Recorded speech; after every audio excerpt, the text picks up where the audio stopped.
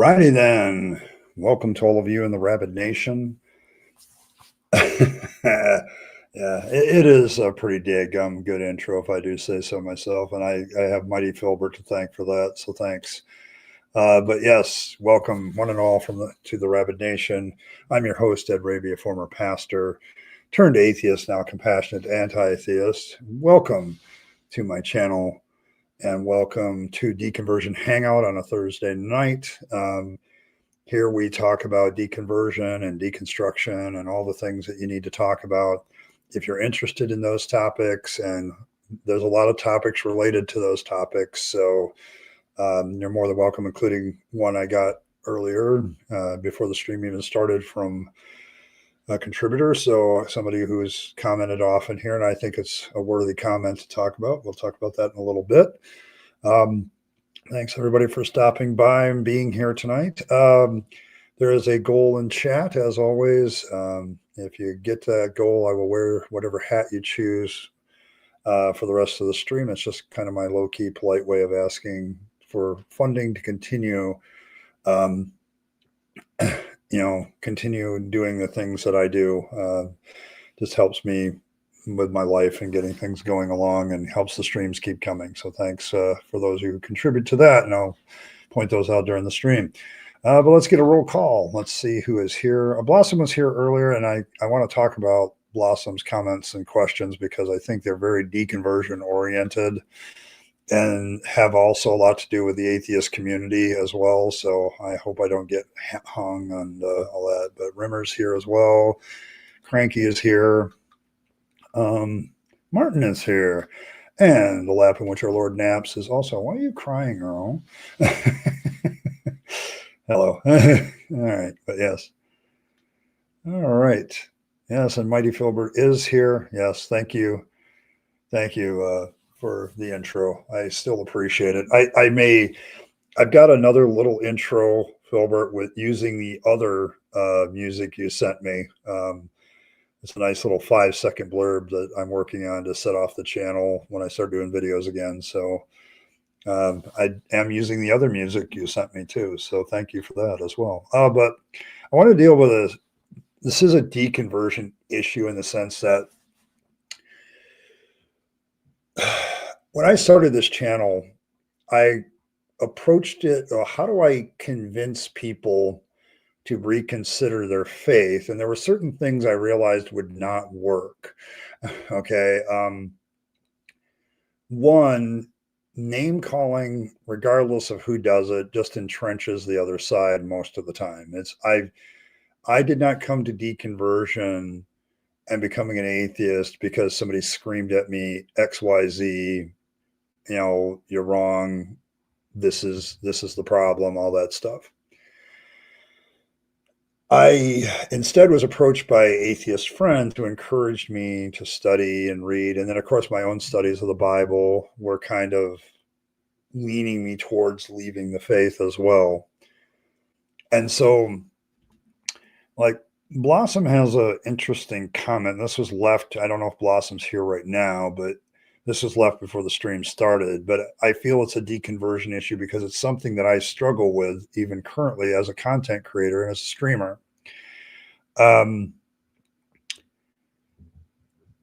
People who talk about Christians, people in the atheist sphere, how we talk about Christians, how we talk about people who believe, how we talk about religious people, does that help? Okay, has always been. And in this case, they're on a stream, Christians are psychopaths, Christians are this, Christians are that. The problem for me as a person who is deconverted is I know that that's not true because I used to be a Christian, and I didn't consider most Christians to be necessarily psychopaths after I left. I consider Christians to be indoctrinated. There are people that are very heavily indoctrinated. And instead of looking at these people with compassion because they've been indoctrinated, there's a lot of people in the atheist sphere who just spend a lot of time calling them whack jobs, calling them psychopaths. And it's why I've dropped certain terms. Like, I don't call people homophobes or transphobes in a context of a conversation with a Christian, because I do not think that that's helpful. I don't think that that helps anybody reconsider their faith. It doesn't help anybody reconsider anything about it. I don't have compassion. Anti-theism, to me, it recognizes the indoctrination in a person. And so my whole thing with being an anti-theist has always been, I want to mix that with a large dose of, I give a damn about the theist. Okay. I care about them. And this has led to a lot of controversy. I've had people leave the channel over that. Okay. Like they used to comment and they're not here. But I've also attracted a few of you because of that stance. It's why I'm not invited to parties. I think there's a lot of online programs that would probably love to have me on as a guest. I've been a guest on Godless Granny. I've been a guest on Tim Mills. I've been a guest on some others, but these are people who have deconverted, who understand what I'm saying. Okay. Like, you're not going to get people to deconvert or change their minds about religion by being a dick right back to them. Like, yes, I get that there are some theists out there. We've had them come here. And you're not going to win the game by getting in the mud with the rest of them. Okay. Like, unless you want to take the high road here, I'm probably not the channel for you.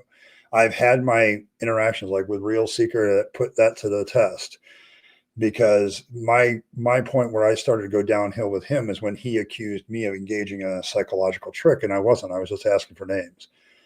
And so it's his bigotry at that point against Christianity or against atheism that became on display, because he assumed certain things about atheism and atheists based on what he already believes about us. And I called that out. I'm like, no, I'm just asking for names. And I stayed with that. Just give me the names. But yes, this is why there are certain people I probably won't work with. I won't work with Matt Dillahunty. Okay. I won't work with the people at the line. I think a lot of what's done in a lot of these call-in shows now is nothing more than bashing Christians. Okay. And they wait for the Christian to call that they can put as a soundbite and put on their video. And I'm just not going to do that. Okay. That's not what I'm about. I'm about steel manning my opponents so that when I talk to them, they're presented in the best light, and then I can show why that's not true. And that's a hard,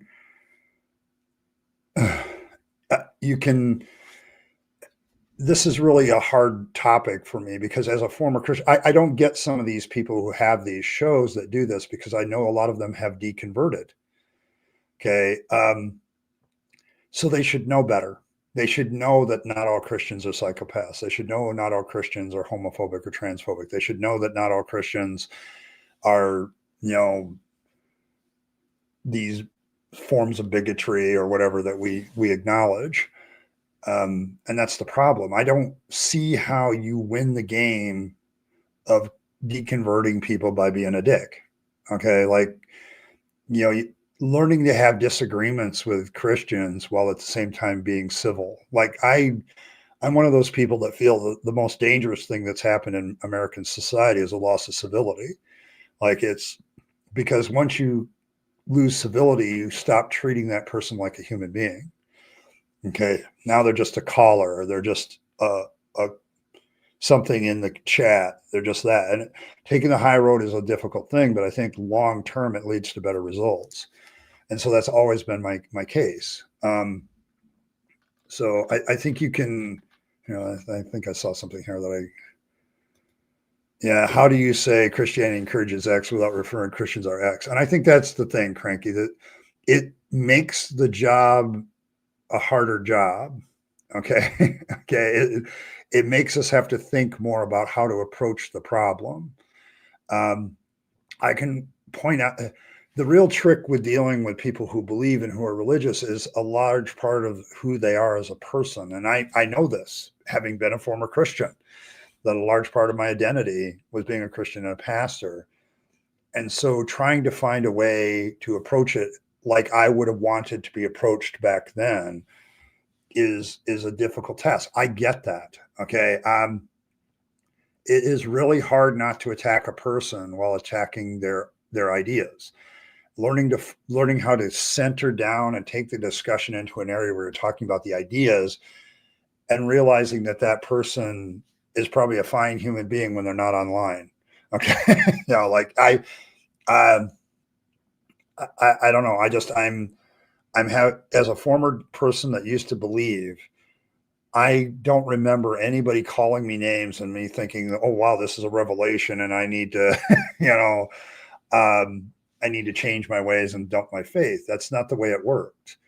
Okay. And the problem I have with some of these people is they know how deconversion works. They know about indoctrination, but they still treat the person as if they're a perpetrator and not a victim. Okay. So, a lot of people can become perpetrators over time. I'm not saying that at all. But indoctrination is what we're fighting against, not the person. And it's a hard distinction to make as a person who's deconverting and who realizes some of the crap that I believe still affects me, used to believe still affects me. It's like, yeah, it's kind of hard. It's a difficult task. So, yeah, it does. You do have there are certain things about certain belief systems that definitely make it hard. Okay, and it's utterly irrational. It's just what is civility? Is that a dessert? I don't know. The problem I have, Blossom, with civility being absent is like I still want to treat somebody as a human being, regardless of what their viewpoint is. Okay. I want to do better than they do. Like anybody can, look at a person and because they disagree with them, suddenly they're an object, suddenly they're a problem instead of a person. Trying to remember people's humanity. That's what civility is all about. It's about, okay, this person is wrong. They're a bigot, but they're still a human being. Liberals used to say that back in the 90s.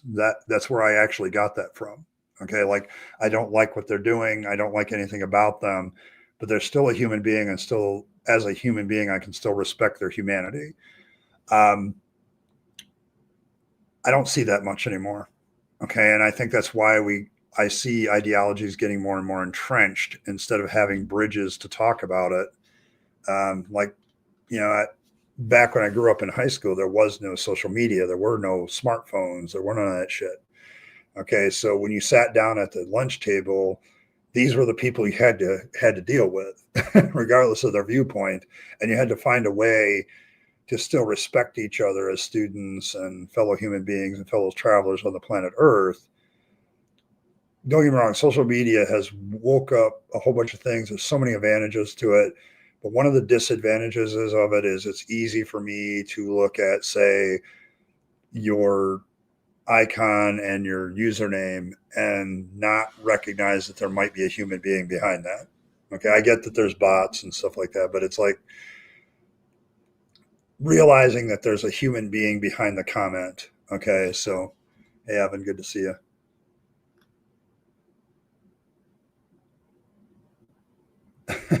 I get that. Here's the thing. I've said it before, like when the Charlie Kirk thing, my biggest tragedy with Charlie Kirk to me is he was never given an opportunity to change his mind. And I think with certain people, you can point that at, well, you're not really dialoguing. I'm not going to come around here and call you names. Okay, you can call me all kinds of names and insinuate all kinds of awful things, and that's fine. But I'm not going to engage with you until you decide to actually engage. Like, I think pointing out that, like, we time out theists here all the time not because I'm so annoyed with what they say, it's what they do with it. Like, they come and they quote Bible verses. Like, you might want to learn a basic understanding about atheists. That atheists don't accept your Bible. So quoting Bible verses like their magic spells isn't going to do anything. And just fills up the chat and it gets annoying. And when they preach, that's the other thing that we don't allow here. Preaching is when you're just asserting things as if they're facts without providing any evidence. Okay, so it becomes a real balancing act, as Martin and several others, or Earl and a few others that are very active mods here. There's a line. Okay, like today on Deconversion Hangout, I'm not allowing any of that.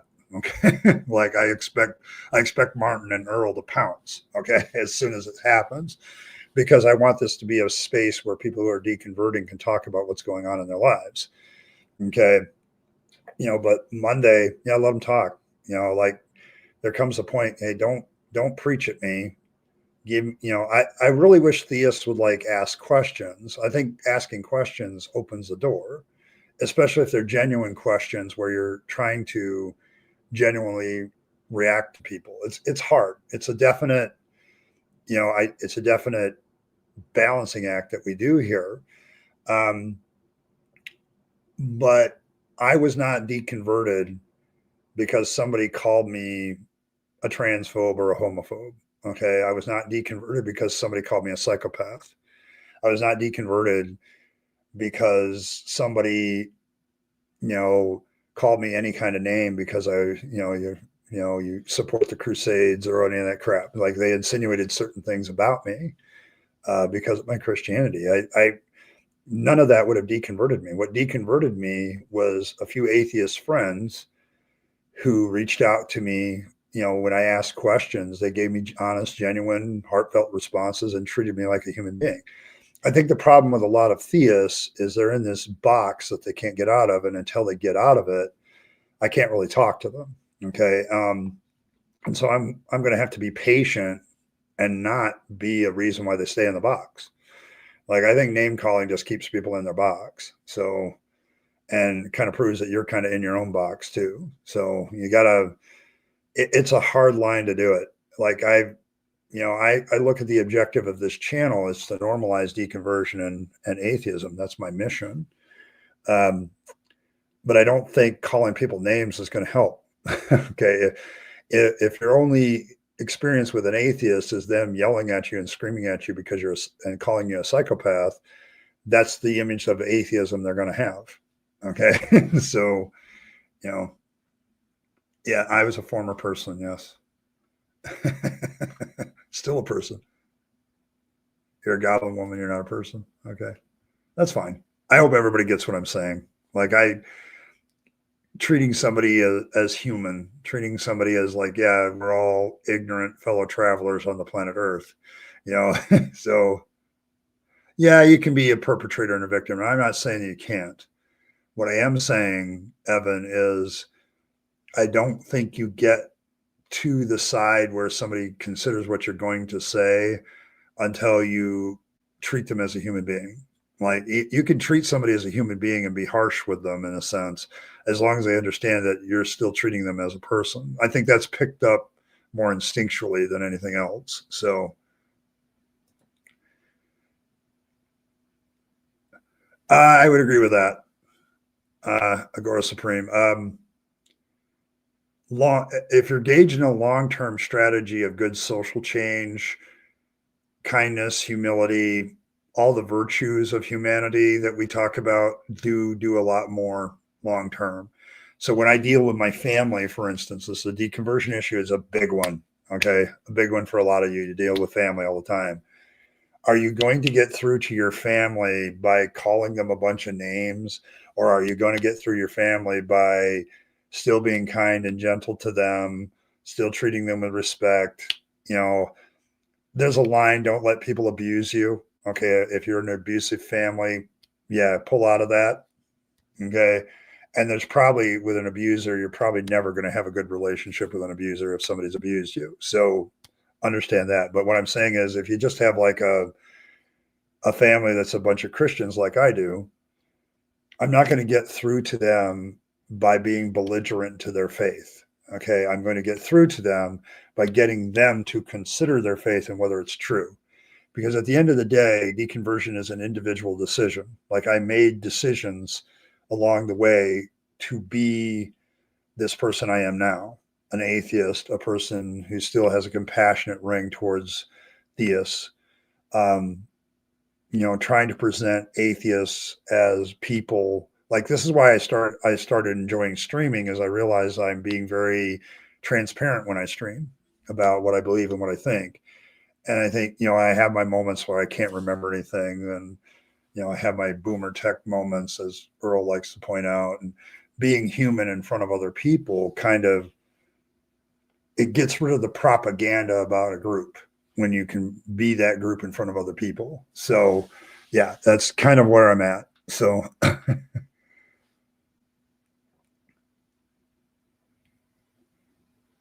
they can make it very difficult. Okay. And I don't, but those guys aren't going to change. Okay. And I think I don't want to talk to them necessarily, and I won't engage them. I won't I think until they actually show and demonstrate to me that they actually want some genuine dialogue, which I don't think they do.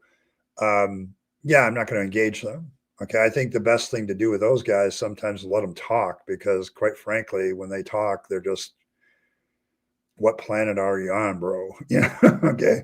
And I think we make the mistake as atheists of thinking of, if we can convince one of these guys, then that'll open the door. And no, it's convincing the regular Christian that's on the fence about his faith that's far more effective. Okay. Like if you're looking at social change and getting people to realize the bullshit of religion, it's not somebody who's entrenched like those guys. It's somebody, I'm talking about the person that comes onto my channel. Hey, what's this rabid atheist guy about? And I treat them with respect, and they go away. Okay, well, I have some things to consider. I think the problem with, we look at the big person out front with those movements, like Matt Powell, Kent Hovind, and Ken, and I've reacted to some of those guys. I get it that those guys make things difficult, but are they the majority of Christianity? Are they the majority of people?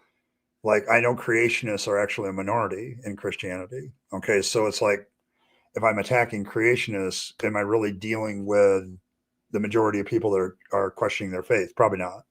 So it's not about giving ground or fence sitting at all. Civility is simply, I'm not going to go into the logical fallacy of name calling or insinuating something about their character because of what they believe. In fact, most of the time with civility, I can say, well, you realize that your Bible, your book that you hold so highly, endorses slavery. And I know you're a better person than that. Okay. I know that. So, oh, Jova, thank you. Who got those? Just noticed this. Kevin, Sweet on BS, Leaving Mark, Katrina Todd, The Raging Tomato, and Flockmaster. Okay. Thanks, Jova, for the memberships. Those of you that just got memberships, you can now enjoy your emojis, like the popcorn emoji and the circumcised carrot emoji and the grumpy fangs emoji. So there you go. There's several of them, so enjoy those.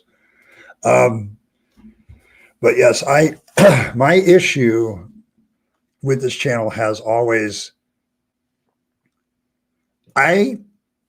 it's a valid point, because it's interesting, because I'll see people talk about, like atheist channels will talk about Christian nationalism. And I know that there's at least 5 or 6 organizations of Christians who are against Christian nationalism. Okay. So it's like, I think we make the assumption as atheists that all Christians are the same because of the outliers, like the Kent Hams and the Darth Dawkinses of the world. The vast majority of Christians that are deconverting aren't those guys. Okay. They're not, that's not what's happening. Okay. It's people like me who had a small church, who wasn't busy online, who doesn't have a famous name, preaching, studying my Bible. The more I studied, it didn't make sense. Reaching out to my atheist friends. Well, why don't you believe? Like legit asking those questions. And so if a theist comes on here, even on deconversion, and asks, well, why legitimately did you leave your faith? I'm willing to listen. That's the guy I'm after. I think too many times we get in the big dogfight because it attracts things, and gossip and stuff, and conflict and drama attracts viewers. Okay. And that's the hard part when you're a YouTuber, because you want people to watch what you're saying. But the game is, I really hate the game sometimes, because trying to get people to watch what I do while at the same time being legitimately honest, realizing that the majority of Christians are decent people, that really, if they were confronted about the morality of the Bible versus their own, they would realize, that kind of doesn't line up. Yeah. Like, so I think, you don't get to trample over people. That's not what I'm saying. it's learning to be watchful for the people that are genuinely answering things. Yeah, I think there's a lot of people that do that too. And I think we can push back against that. Like, I think, Cranky, we can say, hey, that's not very effective. That's not helping communication, anything like that. So, yes, Earl's always strong about that stuff. Yeah, and Martin points this out. Genuine questions are too rare. That's the problem I usually have when I do a live stream is when a theist does come here, they're not genuine. I had a comment left on the last stream about that was obviously cut and paste about, I want to sit here and talk about God, even though I know he's absolutely not real, like as if we can't talk about people can't talk about fictional characters all the time and still recognize that they're not real. And it was a real cut and paste, typical atheist comment. Well, I didn't respond to it. Like, I think sometimes the best thing you can do with comments like that is just leave them lay there. Okay. I wanted to so badly type, well, how to tell me that you didn't watch the stream without telling me you didn't watch the stream. It's like, but I'm not sure what effectiveness that has anymore. So, yeah, you're going. Teaching me to be civil in this era. I don't know. Honestly, Ron, I don't know. I tried when I was a teacher to teach my kids what civility was. Okay. Like, when they were interacting with their fellow students in class, I was like, the golden rule to me is a secular rule that all the religions have stolen. Like the whole notion of treating people like you want to be treated or not doing to somebody what you wouldn't want done to you is a good universal ethic that has nothing to do with religion. And so I didn't have a problem teaching that. But I also, like, you want to treat your fellow student as a human being, not as a problem. Okay. And there's ways to do that. So trans was annoying. You realized God wasn't real. Okay. I can see that. Like, there's a lot of issues that lead people to deconvert too. Civil disagreement on the subject of the radio debate with Bertrand Russell. Yeah, Bertrand Russell had a way of being very firm and very straightforward while at the same time being very civil to his opponents. So I think he realized that atheism, and I think a lot of the content creators in atheism need to realize you're not going to win anybody over by being a dick. Okay. Like, you're just not. And so there's that. You're kidding. Okay. Fair enough. But I actually, Brian, I have known people that on social issues, that's what they're like, well, why would God have a problem with that? And like, I get it. I do. I had a problem with how LGBTQ people were treated in general by most of the fundamentalist church. When I was in my last church, we had no rules about LGBTQ people holding position in the church. One of the reasons they had left their denomination was because of the stance of being more open to LGBTQ. But once that pastor left and I took the pulpit, it was like, I don't care what your orientation or stuff is, you're welcome here. Like, there's a lot of churches that are like that. Like, they're very welcoming and they don't care. And I think those need to be applauded. So, respect is different than civility. That's not the same. Civility is just being a human among other humans. Respect, and I agree with you, is when over time you demonstrate that you're willing to be civil and that you're willing to have good discussions. That earns my respect every time. Okay, but respect is definitely an earned, but civility is something you cultivate as how you generally work with the world. Like, like Earl's a Southern belle and she knows of what I speak. Okay, like, having lived in the South, there are certain things you just don't do when you go over to somebody's house. Okay, like, you just don't do them. You're being respectful to their house, to their abode, to them. And so that's something that I think needs to be restored a little bit. Just get people's attention briefly. Yes, that's probably true. There, hey, Coyote. I'm glad I remember some of your original names. You guys, since YouTube has made you change all your names, some of you are different now. It's power to retreat and retreat. Detectives play with this interrogation. If you push the judgment, you only get double downs and cognitive dissonance. Yes. I think people who interrogate people have some insight there. You're right, skeptic, because it's like when you go after somebody, they tend to get defensive. Okay. And so what interrogators are trying to do, the police department, they're trying to get the person to willfully give up the information by looking like, okay, it's more complicated than good cop, bad cop. Okay. They're trying to get people to recognize a problem in themselves, and then they need to do that. Yeah, exactly. Tomato lives. Yeah, and have been doing to help teach Will Duffley about evolution. I think, yes, I think, and that's another thing. Like if you're dealing with a creationist who's at least willing to talk about it, like what she's doing is, I think, pretty cool.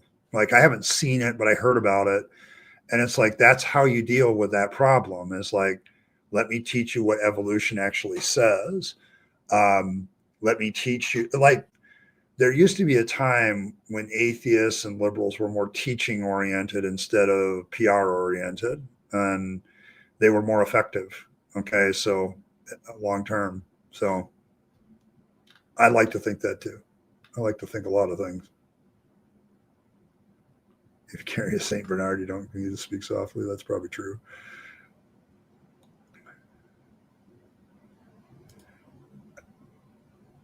I mean, I think the biggest thing for me though is understanding the power of indoctrination. Skeptic is this: when you realize somebody's indoctrinated, you tend to understand why their mind is the way it is.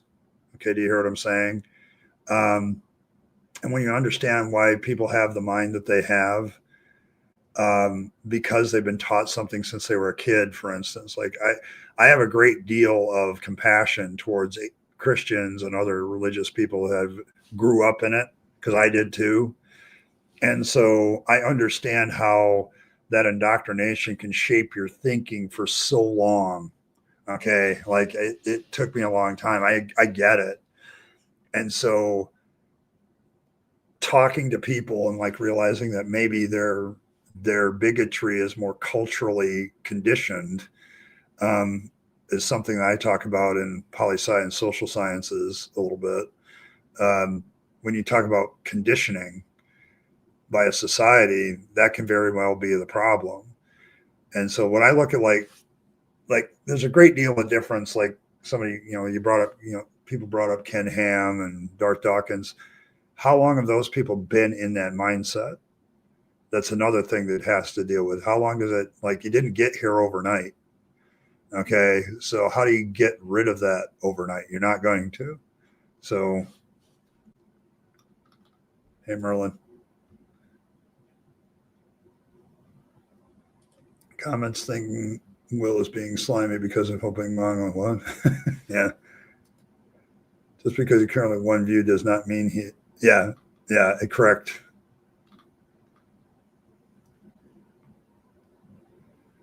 It can be. You have to watch. That's why I say the nature of the question is important, Cranky. Like if you, I have mods and myself that kind of sniff out the standard questions that are just gotcha questions. I know when a pre-supper is talking to me in about 2 minutes because of the way the questions go. So they're not open-ended questions where I can explain myself. It's more of a try to gotcha, put me down in this false dichotomy. And the moment I see a false dichotomy, I'm kind of out because I don't accept that. My autistic brain doesn't accept dichotomies that much anymore. So, John, a list. That list is not spell check. Sometime you see some guy come here and same Saturday in the same series of badly spelled and worded questions. Yes. And that's another thing. I think we can. Oh, no. What? What's going on, Fangs? You're the Fluffle. That's a great name. You're the Fluffle cult leader. Yes, but yes, usually what you can spy somebody who's not interested in genuine action, and it's so rare. I don't know what happened to society. This is why I'm all for civility again.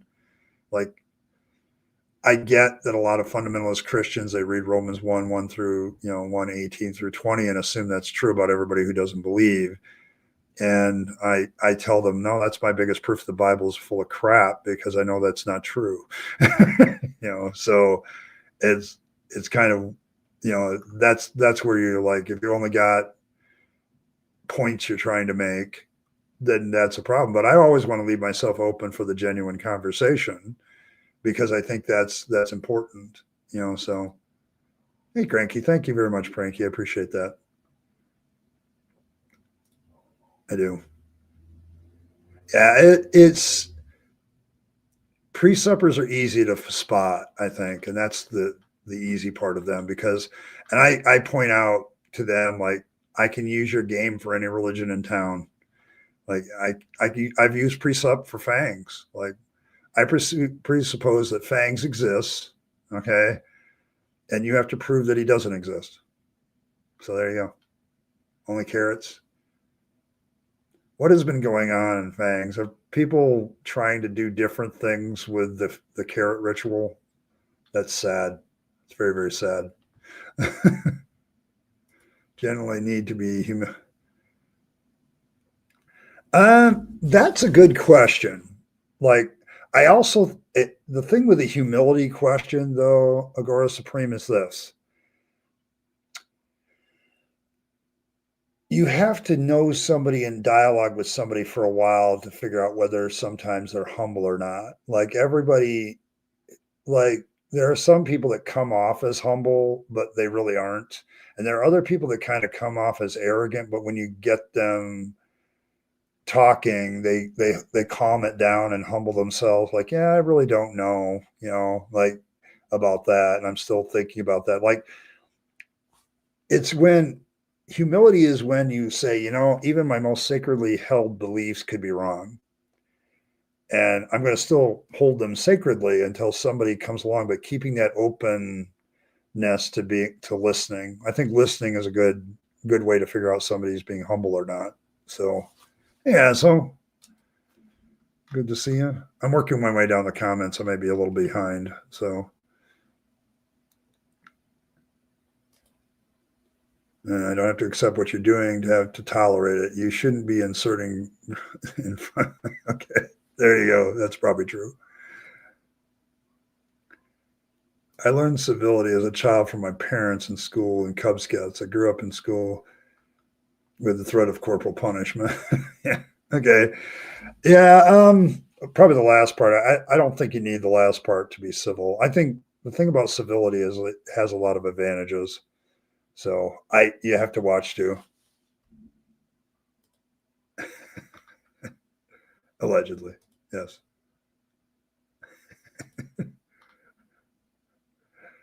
Earl's angry. I'm almost tiptoe. With Christians, it's usually good cop, bad cop. Yeah, and unfortunately. And part of my religious friends who buck the intolerance of their denomination, but I'm also baffled at how somebody as cool as you are okay with being part of a bigoted organization. Yes.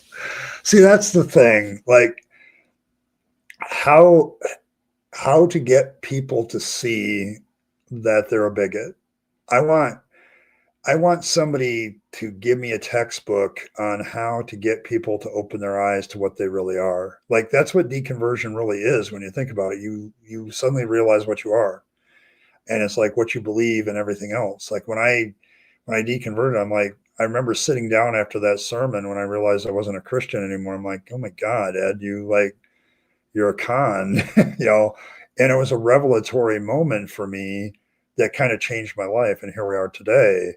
Um, but it took me a long time to get there. Okay, and I think that's, how patient are you with your family and friends becomes a real big issue.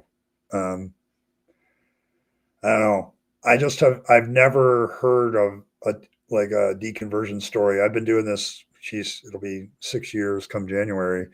I've never heard a deconversion story start with, yeah, some guy called me a bigot and a homophobe and that my religion was amoral and stuff like that. And, I really sat down that night and considered it and decided not to be a Christian anymore. I've never heard that story. Okay. I've heard the story of I didn't like how my church was treating the LGBT community when we're supposed to be loving people. And then I started to re-examine my faith and the Bible and things like that. And then I deconverted. I've heard that story quite a few times. But I've never heard the story of somebody insulted me and I ended up being a non-Christian. I've never heard that story yet. So will happen when she naps is yes, she is. You are correct, Fangs. She is complex, and I kind of like that sometimes. I say at least one random and watch. Okay, favorite movie already? All right. She's a nut job. All right. You're going to get hit. Asshole, you're going to get hit. They don't work by psychoanalysis. Yes, and that they're not a great example. I'll agree with that. But there's a principle behind them that I think kind of works to a certain extent. Like trying to get people to realize what they are without becoming, because you can become what you hate. Like you can become that very easily. And I work very hard on not becoming what I hated. Like I don't want to be that. So an old time radio program where everyone was on an alien was dying because of these, except for the guy who was courteous to the local beings. It was an interesting way to say play nice. Oh, I somehow feel that's familiar, Coyote. I think I've heard that radio program once upon a time when I was younger. I was big into all kinds of science fiction that my parents would actually let me watch, or listen to, and radio was still a big thing back then. When in the 70s it was still around. Radio was still a thing. Television was a thing. Kind of an interesting mix at the time. So yes, yeah, but I could see somebody using science fiction to say play nice. Yeah, they go. Did not really always apply. Yes, that's true. You're curtsying now. See, I always, asshole, when you say curtsy, it's just awkward. It's just awkward.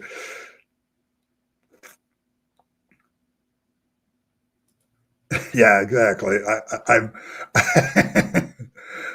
Yeah, that's what I'm saying. I think it's awkward for you and everybody else, so you should probably stop. Oh my goodness. I'm still trying to catch up. Paul is such a character. Yes, he is a character in a lot of ways. My grounding for this statement, I don't know.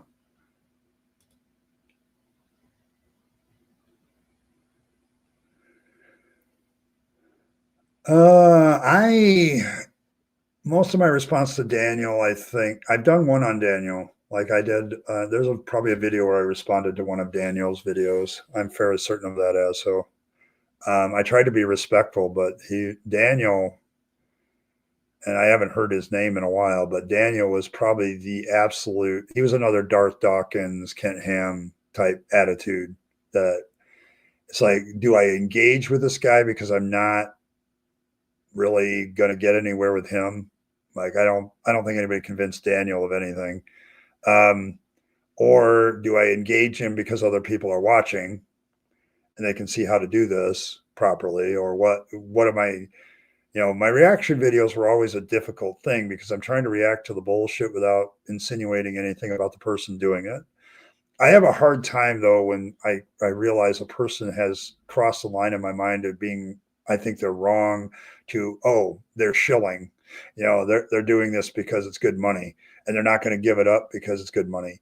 So, at that point I'm kind of like, okay, I'm going to point out that they're a shill. So like with Habermas, I reached that line. I'm like, okay, he's writing this big book to fleece Christians of their money.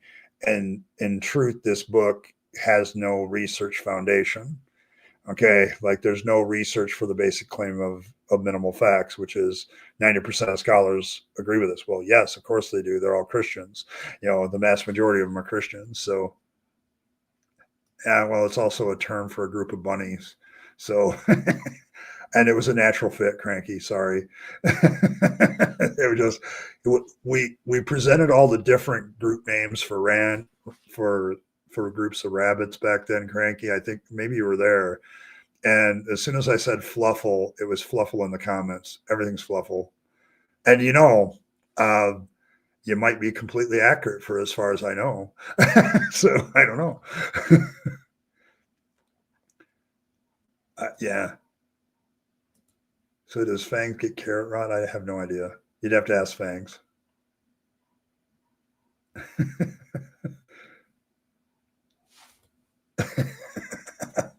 Okay.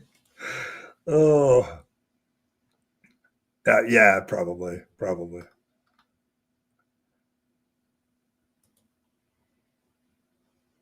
Winning point. They always don't know fair enough. And then they steer. Yes. And that's a rhetorical trick too that I watch for. Ron, you can kind of see if somebody's actually interested in dialogue when they use tactics like this or they don't. Like, you can agree with somebody. Like I use fair enough too, because I don't think that's the germane topic that I need to deal with. Um, but sometimes I do fair enough and say, okay, that's fair enough, but let's go back to the original problem and get back to the original discussion. It's not always a rhetorical tactic. Sometimes it's just a way of saying, yeah, I kind of agree with you here, but I don't think that's the main issue. Let's go back to the main issue. So, you might be losing faith. You all get all defensive and deny it. Okay. Well, thanks, Azo. Do super stickers count? I don't know. They do. They count. I don't know. What's leading? What's leading in the poll right now? The black fedora. Okay. I count gifted memberships usually. Yeah, I'm way behind. I'm trying to zip ahead. For being an atheist was my final straw. I quickly began my destruction at a faster pace. Yeah, see, that's another thing that causes people to deconstruct faster is when they see people go after other atheists. Like, don't get me wrong, I'm not saying theist behavior is all that great. I'm just saying if we're going to say, theists or whatever, you might want to make sure you're not whatever too. So, yeah, that's the thing with Daniel. That's the thing with Daniel. So, like, I got to a point where I wouldn't deal with him anymore because there's no talking to him. So, and I don't think he realized how much he hurt his own ability to talk to others and convince others with his attitude. So,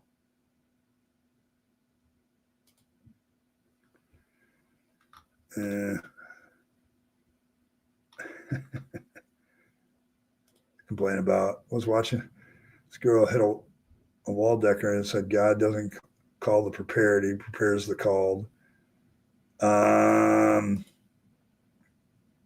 Yes, the chosen one thinking is something I was so glad to get over, Blossom. The one thing about being an atheist is I realize there's no such thing as a chosen one, and nobody's a chosen one. It's one of the I've gotten flack for it from theists when I point it out. I'm like, well, that's kind of arrogant. Like, and they're like, no, we're humble people. Christians we're humble before God. I said, so you're the only ones humble before God, and the rest of us are just screwed. It's like one of the things that deconverted me away from religion altogether into being an atheist was realizing how pretentious um, some of these faiths sound when they talk about themselves. Like, it doesn't matter what the religion is. There's this idea that I have found the truth and everybody else is kind of lost. And it's like, that's kind of a real prideful, ego-driven thought. Okay. But yes. So yes, but that used to be a lot of people. So yeah. So there's that.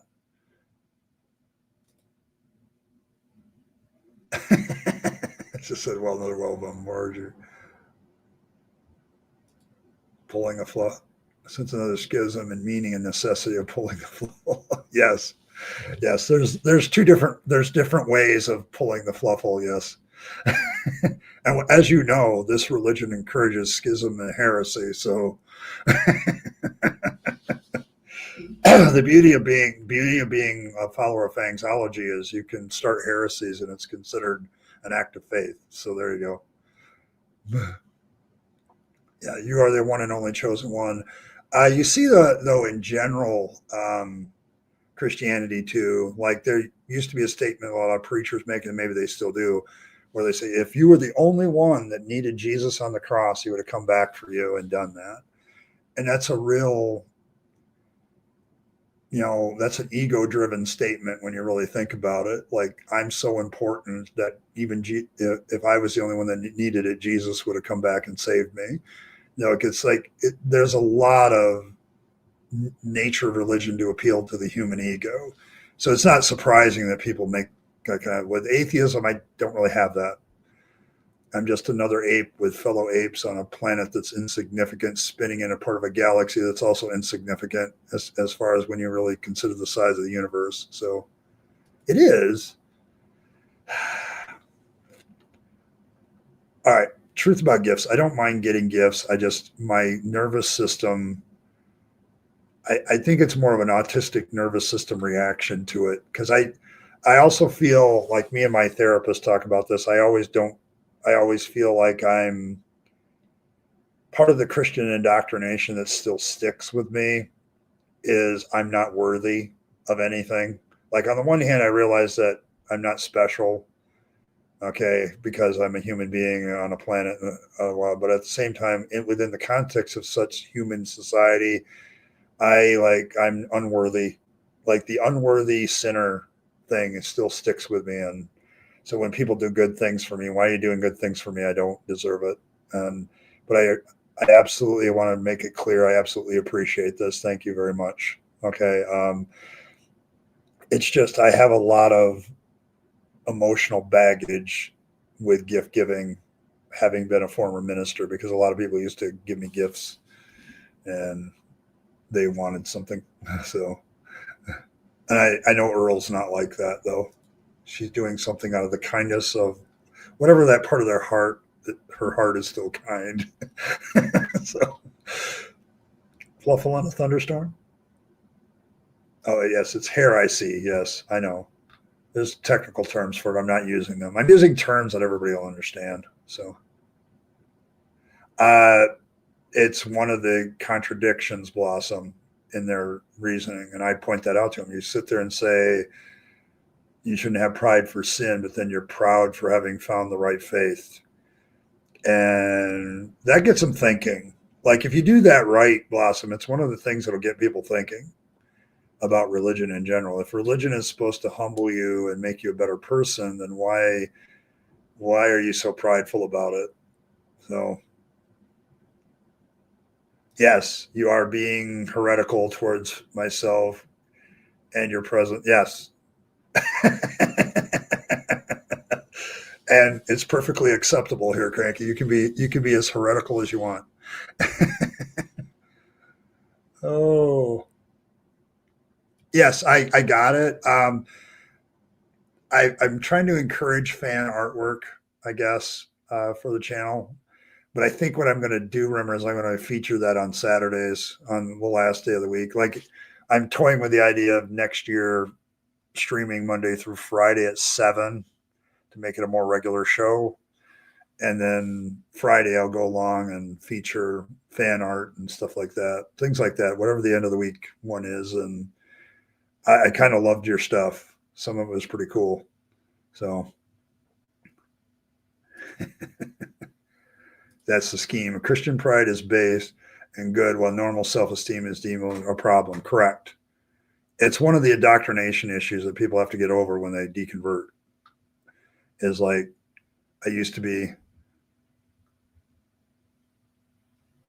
All right. Well, there you go. I can't ignore you very well, Earl. You're one of my favorite people. You got on my favorite people list, and it's hard to ignore you. So I'm not worthy of your love. Yes.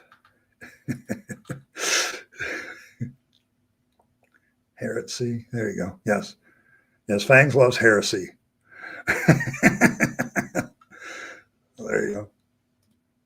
Can we call progressive Christians humble and base? But they seem, well, in a sense, yes. But it's like I said, all religion has that idea of I've found the truth and everybody else is lost. Like, I don't know too many religions. There are probably a few that say if you find any kind of religion and it works for you, then great. But even then, it's like saying being religious is better than being non-religious. And I don't know. There's this inherent desire, I think, in human beings to feel special at times, and so religion is one way of doing that. But the Christian thing really has bothered me for years. Like you teach that to kids too. Like you're a king's kid. You're not just Joe Blow Schmo. You're a king's kid. Okay, and so that feeds into that ego of a child that they're not just a normal person. They're a king's kid because they serve Jesus. Used to hear that in children's Sunday schools all the time. When I traveled or whenever I was back in my own doing my Christian education days. Yeah. And so you feed the ego of the human to the point where they do that. But progressive Christians are like more, yeah, let's just reach out with love. But there's still that aspect of it. So Rose hat, rabbit falls out. There you go. Learning pride is tough. Yeah. Laugh and wish the Lord naps. Yeah, you can't really do that. So if it's on a Saturday, I will absolutely be there. You know me. I had a great time last year, Earl. You had a very fun birthday stream. By comparison, mine was kind of lame, but but yours was awesome. I appreciated that. So yes, I will be there. Just send me, when we get closer to it. Don't send it to me now because you know what happens in our chat. It gets whatever gets sent gets buried by other further chat, and I have to ask you to send it to me later anyway. So, but yeah, as we get closer, just send me the link, and I will be glad to be there. So. Yes, we can't just. Yes, and that's my. When I talk early indoctrination in Christianity, I'm talking about that. Children's church, you want to hear. Sunday school is one of those great early indoctrination techniques, but go to a children's church service for kids and watch the indoctrination at work. Sometimes it will make you sick to your stomach as somebody who's deconverted. Like when I grew up, this thing, like people ask me why I stayed in the faith so long, and it's like, well, it's not intellectual reasons, it was emotional reasons.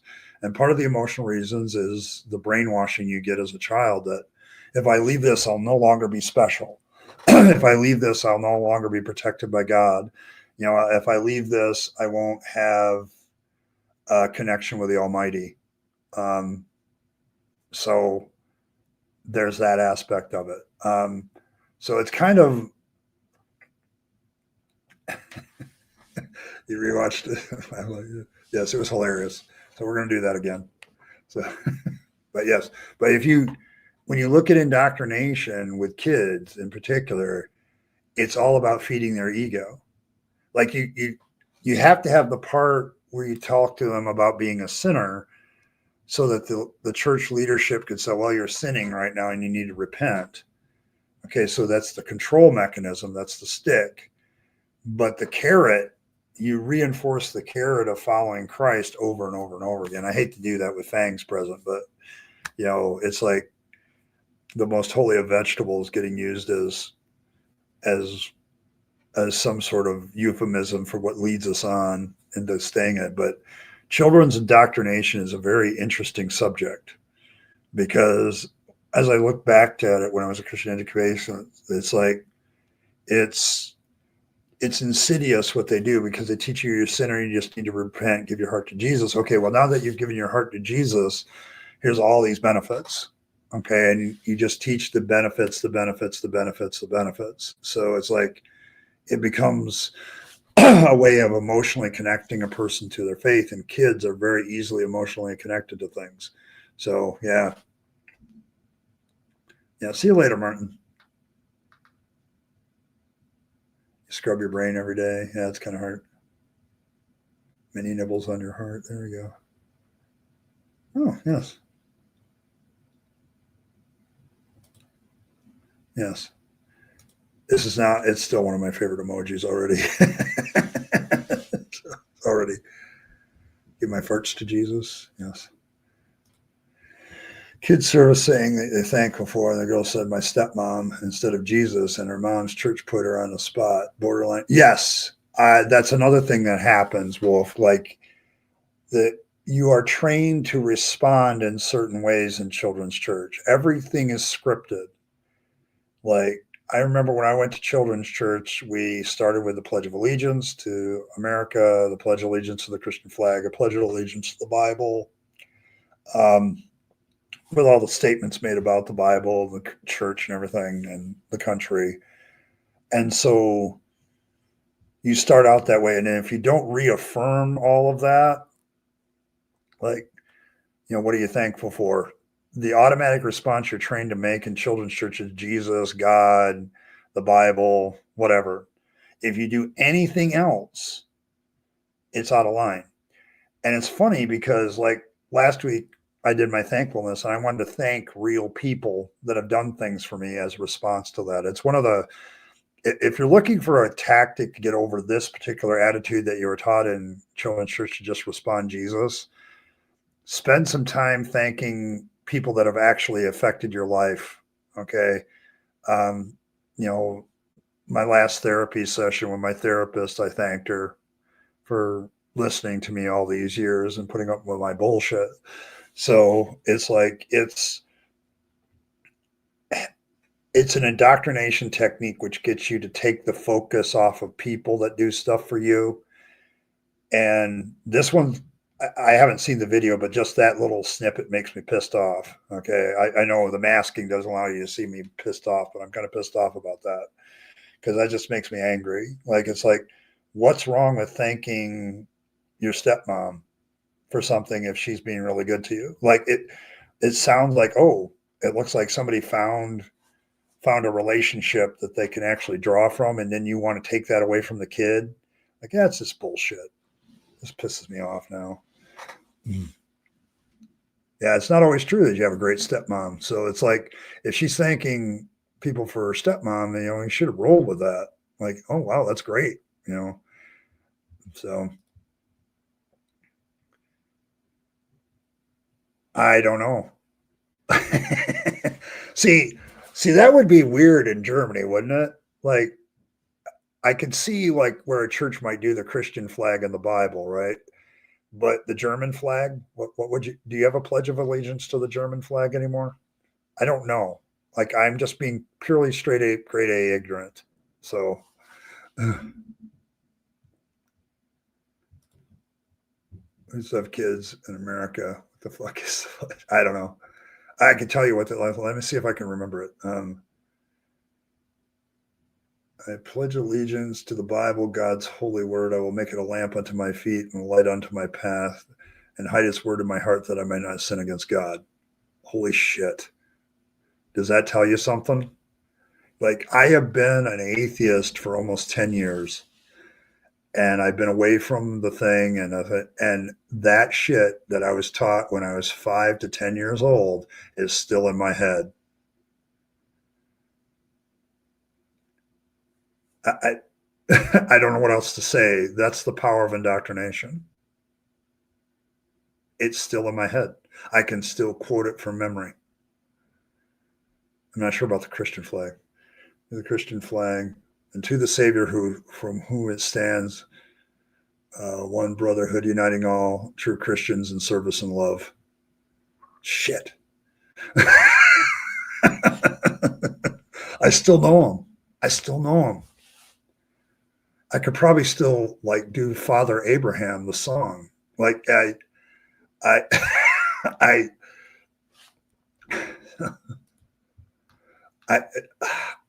the fact that I can still remember that stuff is kind of a testimony to how this works.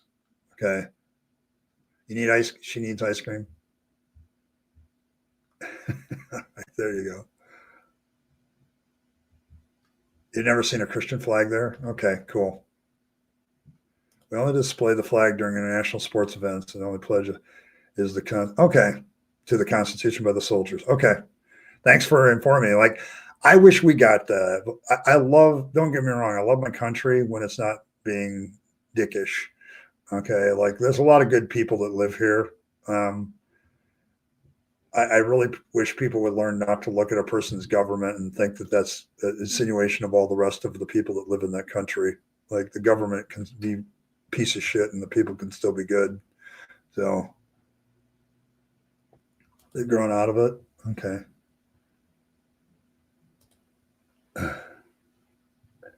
Being a young kid who thanks God for XYZ.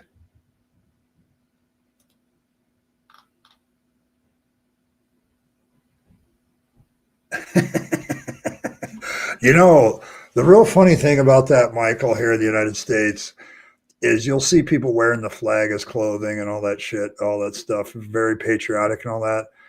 And literally in the flag code that's published by the government, that is considered actually disrespectful to the flag. Like, well, the Brits do that as well. Yeah, I'm sure. Must have forced to change the religious classes because it's indoctrination to Christianity, according to the UK Supreme Court. Really? Okay. Interesting.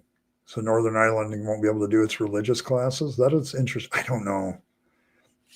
If it's the public schools, then yes, they should change. Like I'm sorry, I'm still one of those people that believes religion should be taught in churches or at home and not in the public forum. So it's one of those things. Like when I was doing world geography as a teacher, I would teach what the religious percentages were in a country, and that was about it. Like I wasn't into what they believed as much as, but the problem with that, of course, is you have to kind of point out in world geography and later social studies classes that religion has an effect on how a country operates. So there's that.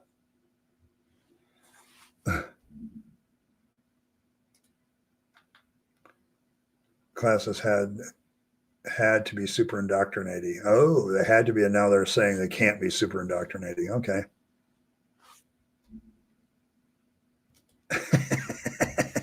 Weed and stuff. Yes.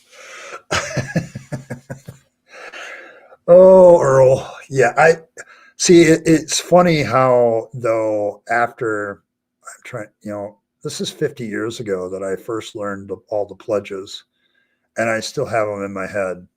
Like we said them every Sunday, and until from the time I was 4 till the time I was 11. So it's like I'll give Christianity. Every religion tries to get children, and now once you realize it and you've been through it, you absolutely understand the reason why they do that. When I was a Christian education pastor, my pastor, who I was working under, said, "Yeah, we want to build children's ministries, and we want to build children's. That's the future." And that's the way they put it. We got to save people for Jesus when they're young, and then keep them in the church. That's the way they put it because they think they're doing a good thing. But when you really back off from it, you're like, okay, so we're indoctrinating children at an early age so they don't leave. Yeah, so that's that. Oh, it means private. Okay, fair enough. Yeah, I mean, I don't have a problem teaching beliefs. Just don't tell people that that's true. Let's pray every day before we heal around fourth. And I liked her. But looking back, it's odd. Yes. Yeah, but it's still there. Yeah, yeah, they're different. Like you can teach the effects of religion, you can teach the beliefs of a religion. I just when I did it in school, I like, okay, this country has these four religions in it. Because you had to teach that and what the effect of it was. Like when we did the Middle East, you can't do the Middle East and not talk about the three Abrahamic mono religions that try to run the place. Okay, and why there's so much conflict in the region is because of those things. You can teach. You have to teach that because that's pretty basic to understanding the area.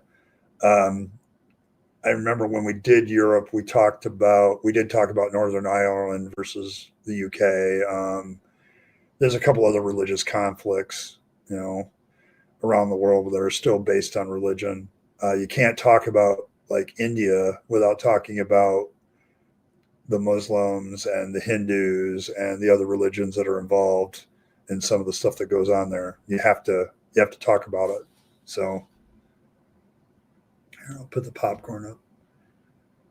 See, I love the popcorn emoji because it looks like a bottle of pie, but when you take a closer look and do it big, I love this.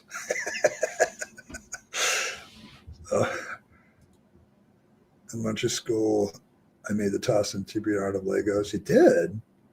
All right.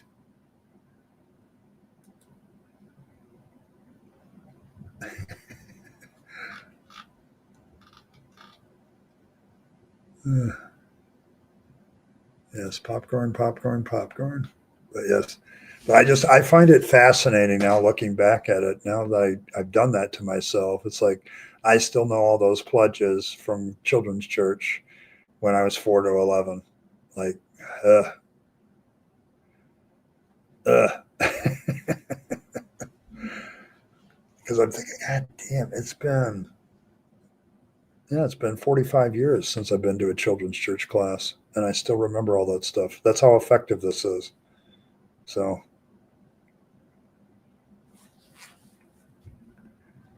less see than the church of the moment. Okay. Oh my goodness. Swedish equivalent. So, see, I don't know. You Europeans fascinate me because there used to be this belief in America that eventually America was going to become like in similar attitudes in Europe, and now I just don't see that. Okay, I see America as probably too large and too diverse to head that way in some ways. So, check my messages. Add messages.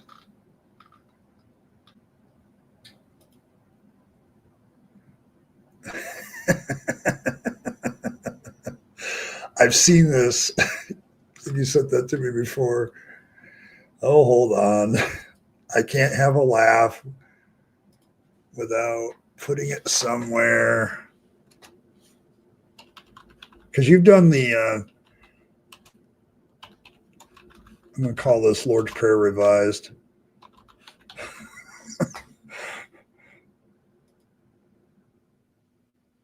And here, let me see if I can throw it up here. Where is it? There it is. There we go. And I will make myself even smaller so we can see it. So there we go. Lord's Prayer Revised. Our Father who art non-existent, hallowed be thy debunks. Thy kingdom be false. Thy will be sadistic on earth. Oboblate spheroid. They are a daily sacrificial baby and forgive us of our fuck ups. Well, there you go. There you go. Lord's Prayer Revised. I'll have to learn that one and replace the other one. Yeah, it's a throwback. I remember you showing me this before. I'm laughing my ass off at the time, too. Yes. Pledges make a lot of sense when you're doing authoritarian things. That's why I was curious, Michael, because you live in Germany. I'd have to imagine that the backlash to some of your history is we're not going to do authoritarian shit. Okay, like pledges. Okay, so yeah, like that sort of thing. So I was just curious, like, would you guys even think about having that, and I think it's just weird. That's probably why you don't wear the German flag on shirts and things like that. So I mean, unless your soccer teams are playing. So uh,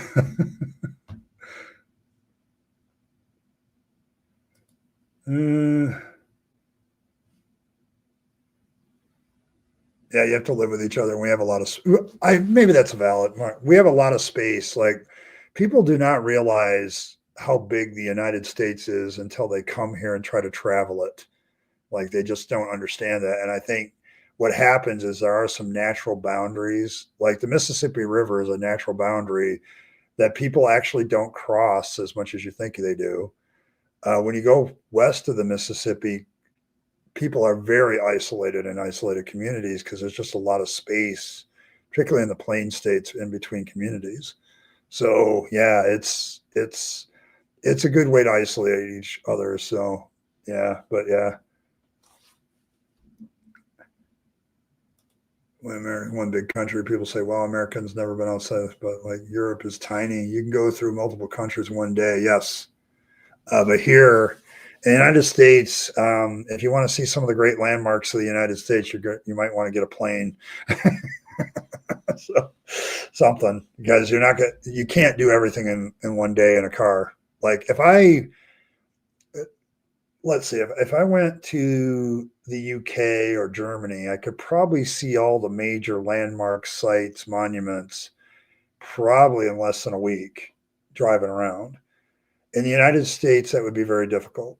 Like every state has its own stuff. So you could spend like a couple of days in every state looking at stuff, some of them even more. So pretty authoritarian lately. Okay, well, they still haven't done it. Yeah, I know. It gets worse with Wyoming. Wyoming, there's more cows than people. That's an established fact. So, yeah, but it's like you get west of the Mississippi, like people are just so spread out. Like California, the cities on the West Coast are the anomaly. Like the rest of it is really small. You go to Billings, Montana. You mentioned Montana. I've been to Billings. Um, it's a small city. Like it's not very big, but it's the capital of Montana. So uh, nice claims. No thanks.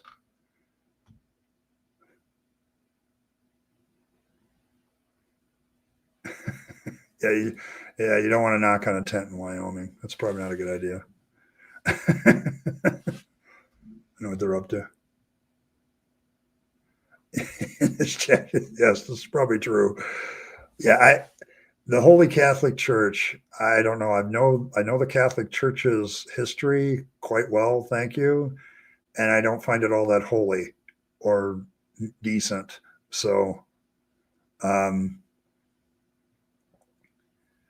I, I don't know. Every church makes that claim, so that's not exactly unique. So,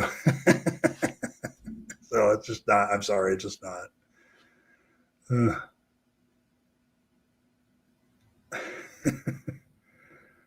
Yeah, any tent.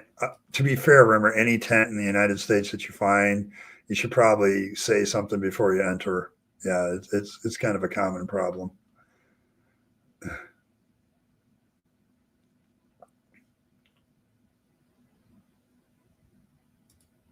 Uh, yeah, I get it, but the real I've traveled the country quite a bit, and I'm going to tell you the reality of traveling in the United States is like we don't consider like I drive 25 minutes to work. Uh, I do a 25-mile trip in about the same amount of minutes because the speed limit here is 75 miles an hour for those of you Europeans who are used to your kilometers per hour, and it takes about 25 minutes. Most Europeans, if they thought that they had to drive that far to work, were like, "Oh my God, what are you doing to yourself?" But I do it every day, so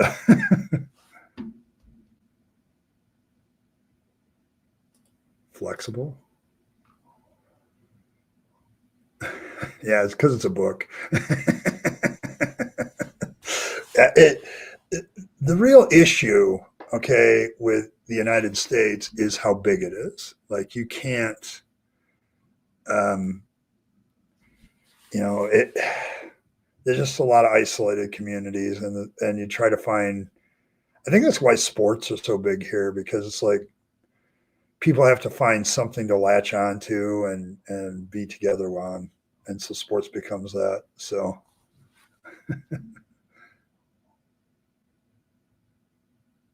I You have to be consensual, Blossom. If Fangs doesn't want to fuck you, then it's out. Okay. We advocate for consensuality here. So there you go.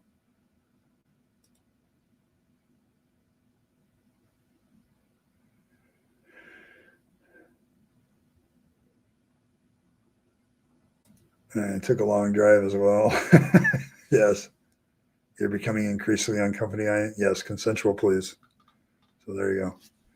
But yes. All right. Well, folks, I do have to leave because I do have to get ready for said trip to work. And so I want to thank everybody for stopping by. It was a good discussion, though, about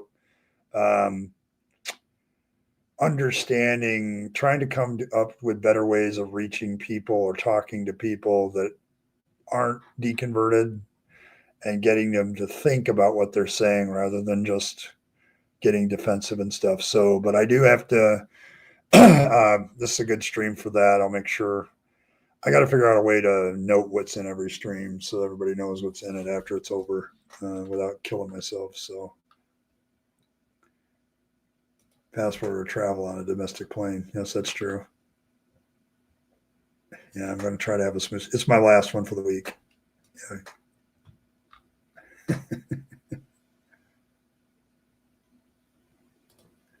Yes, it's always short. That's kind of why I'm thinking, Fangs, of starting in January. I may stream every day at 7, Monday through Friday.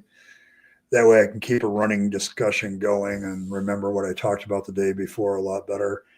It shouldn't interfere with too many family events except on Tuesday, and it won't interfere with my stuff if I just push things back to 7 to 8. But I have to be like I'm out of here at 8 o'clock, 8:15 at the latest. So I would have to really be tight with that. So in order to keep my doing it. So thanks. I'm considering that, and you can always comment about what you think. So I appreciate that, and I'll be getting some feedback too as well. So, but thanks everybody for stopping by. I appreciate all of you. Been a good stream. Appreciate all of it. May Fangs nibble on all of your hearts. May he. I don't know. We'll see. I've been doing 6. The problem with 6, Earl, is I have a couple of things that usually happen during the week, especially during certain months where there's always a family event or something, particularly in March when we have like a crap ton of birthdays. And then I miss a lot of March streams that way. But I don't know, maybe 6:30 would be better. And then I would avoid some problems for me. So we'll see. Yeah, my 7, yes, my 7. Well, I'm Eastern Standard Time too. Yeah, I'm in Michigan. Michigan's still Eastern Standard Time. You have to go to the border of Indiana in between Illinois before you get Central. So yeah, it's yep. Yeah, you have to go all the way to Michigan is Eastern Standard Time. So yeah, we're the farthest west you can be and still be Eastern Standard Time. So I'll see you all there later, though, guys. May Fangs nibble on all of your hearts. Make sure you leave your circumcised carrot on top of your stash, so Fang will take the carrot instead of your stash, although he might still take your stash. Just to be fair, it's kind of a hopeful thing rather than a dogma. So, yes, appreciate that. So, but thanks, everybody, for stopping by. Appreciate all of you.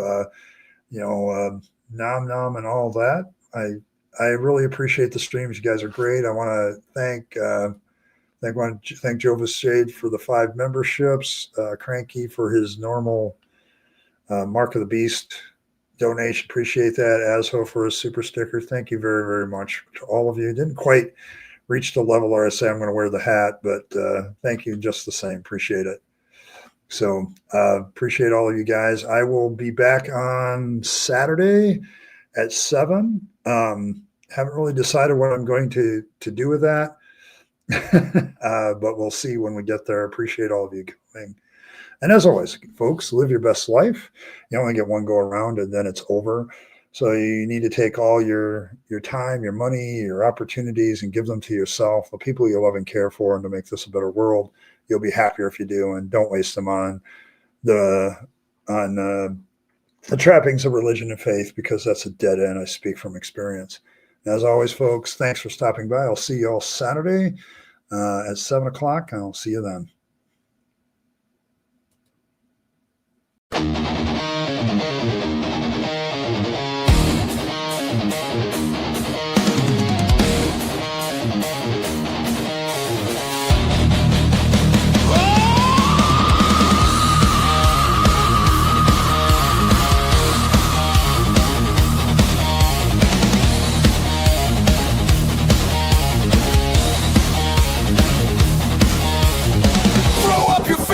It's time to take a stand, bringing the truth to a fucked up